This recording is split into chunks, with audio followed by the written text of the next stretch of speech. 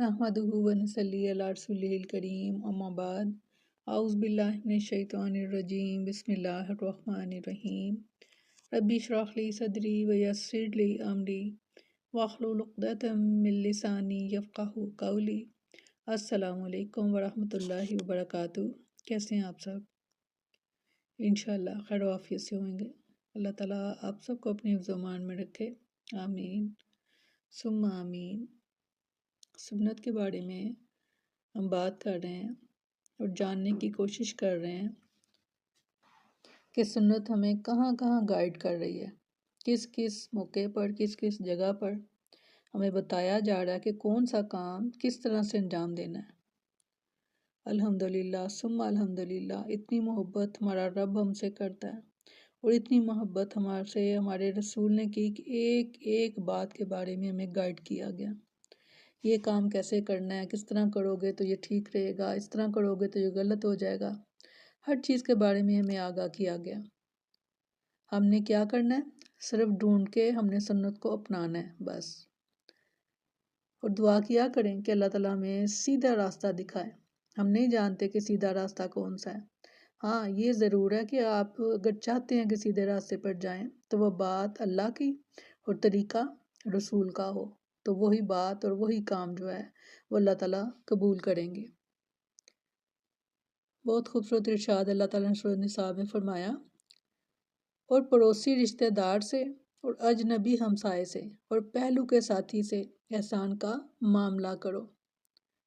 پڑوسی رشتہ دار یعنی آپ کے گھر کے ساتھ کوئی نیبر بھی ہیں اور رشتہ دار بھی ہیں آپ کے، ان کے ساتھ، اور پھر اجنبی ہمسایہ یعنی جو آپ کے رشتہ دار تو نہیں ہیں مگر ہمسائے ہیں، اور پھر پہلو کے ساتھی۔ یہ پہلو کے ساتھی کلاس فیلوز بھی ہو سکتے ہیں، یہ آپ کے راستے میں مسافر تھے، آپ کہ ٹرین میں کسی گاڑی میں آپ کے ساتھ بیٹھے، وہ بھی آپ کے پہلو کے ساتھی ہو سکتے ہیں۔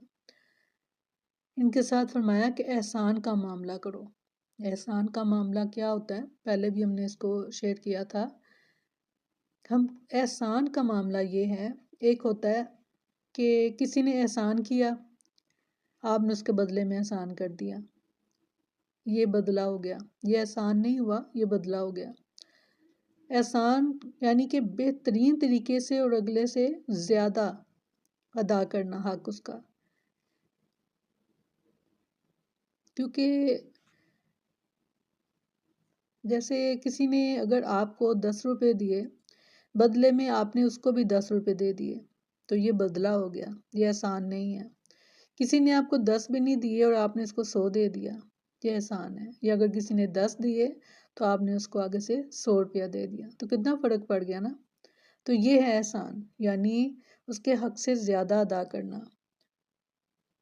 کیونکہ یہ ہمارے جو بہت نزدیکی رشتے جو ہیں، آپ دیکھتے ہیں کوئی غمی ہے، کوئی خوشی ہے، تو سب سے پہلے کون آتا ہے ہمارے گھروں میں؟ ہمارے ہمسائے۔ ہمارے ہمسائے جو ہیں وہی ہمیں آ کر دیکھیں گے، اور اس کے بارے میں ہمیں بہت خوبصورت طریقے سے جو ہے وہ گائیڈ کیا گیا کہ آپ نے ان کے ساتھ سلوک کیسے کرنا ہے اور کتنا کرنا ہے۔ آپ صلی اللہ علیہ وسلم فرماتے ہیں،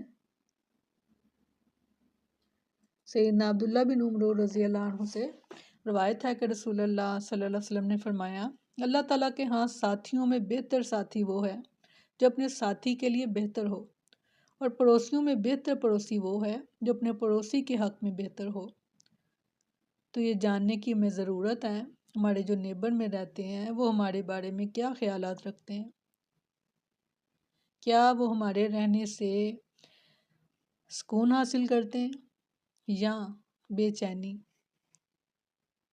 ہمارے اپنے پڑوسیوں کے ساتھ کیسے معاملات ہیں، کیونکہ فرمایا کہ تم میں سے بہترین وہ ہے جو اپنے ساتھی کے لیے اچھا ہو، اور یہ ساتھی ہمارے گھروں کے رشتے بھی ہو سکتے ہیں، میاں بیوی بھی ساتھی ہوتے ہیں ایک دوسرے کے، بہن بہن بھی ساتھی ہوتی ہیں ایک دوسرے کی، بہن بھائی ساتھی ہوتے ہیں ایک دوسرے کے۔ فرمایا یعنی کہ ہر رشتے میں کہ جو ساتھیوں سے بہتر ساتھی ہو، وہ اپنے یعنی کہ تم میں سے بہتر وہ ہے کہ جو اپنے ساتھ والوں کے لیے بہترین ہو، اور پڑوسیوں میں بہترین پڑوسی وہ ہے کہ جو اپنے پڑوسی کے حق میں بہتر ہو۔ کیونکہ سیدنا ابو ہریرہ رضی اللہ عنہ سے روایت ہے کہ رسول اللہ صلی اللہ علیہ وسلم نے فرمایا وہ شخص جنت میں نہ جائے گا جس کا ہمسایہ اس کے مکر و فریب سے محفوظ نہ ہو۔ بار بار اپنے آپ کو دیکھیں گے کہ اللہ نہ کرے کہ کہیں یہ عادات جو ہیں وہ ہم میں تو نہیں پائی جاتی، اللہ نہ کرے کیسا ہو۔ اور اگر کوئی کمی آپ پائیں تو اس کو دور کرنے کی کوشش کریں، کیونکہ سیدنا ابن عباس رضی اللہ عنہ جو ہیں ابن زبیر کو خبر دیتے ہیں کہ میں نے نبی کریم صلی اللہ علیہ وسلم کو کہتے سنا وہ شخص مومن نہیں ہے جو خود تو پیٹ بھر کر کھائے اور اس کا ہمسایہ بھوکا ہو۔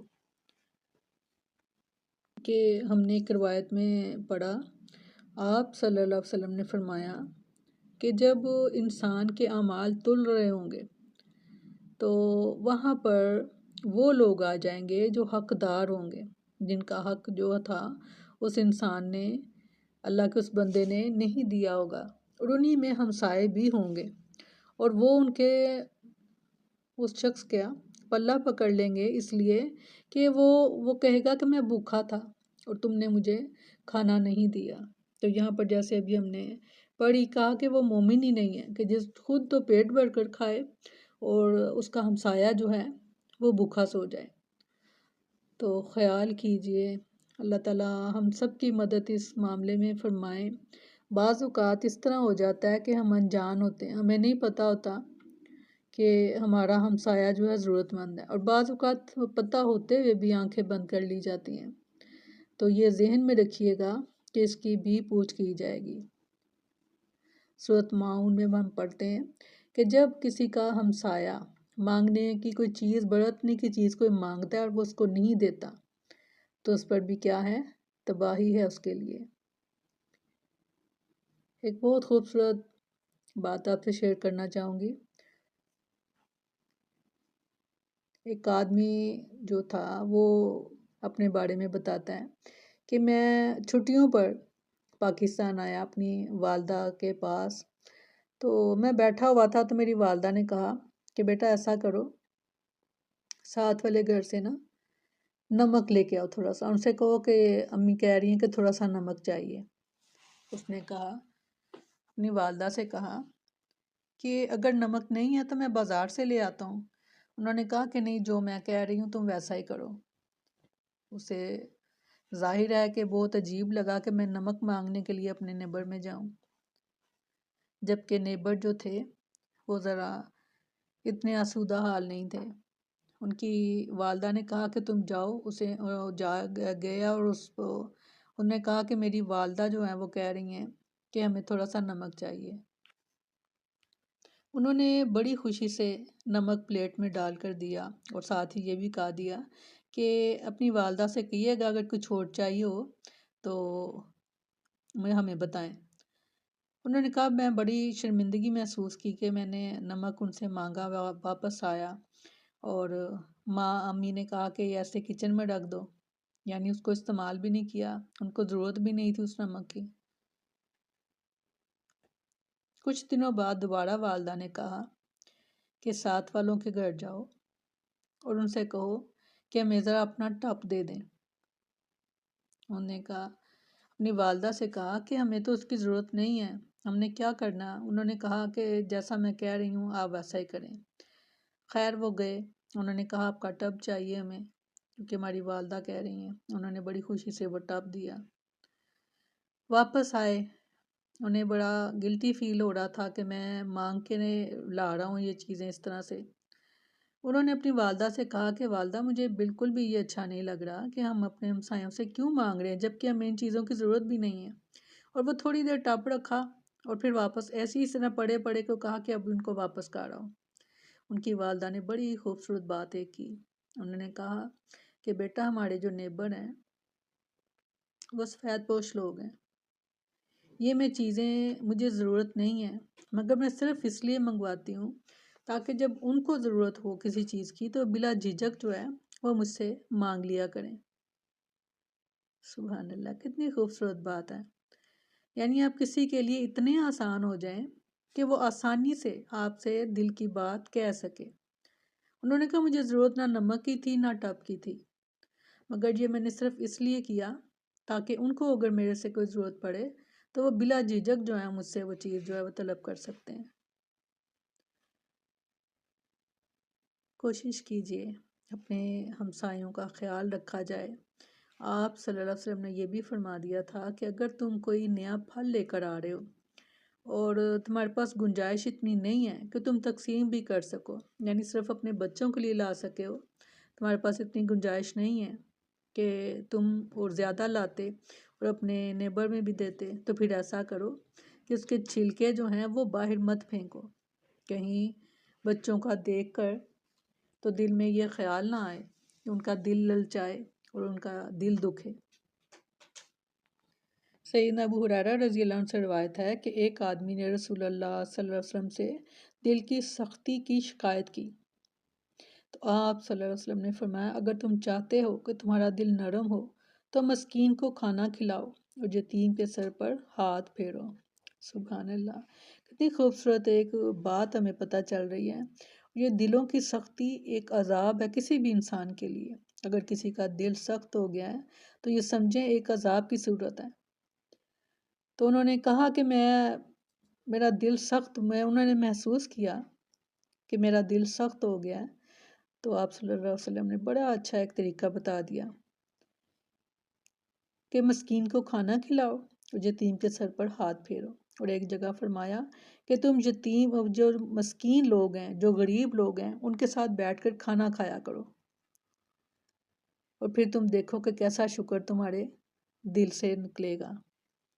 ہمیں حکم ہی یہی دیا گیا کہ اپنے سے جو کم مال و اسباب میں کم ہیں ہم ان کی طرف دیکھیں تاکہ ہم شکر ادا کر سکیں، نہ کہ ان کی طرف کہ جو ہم سے بلند ہیں۔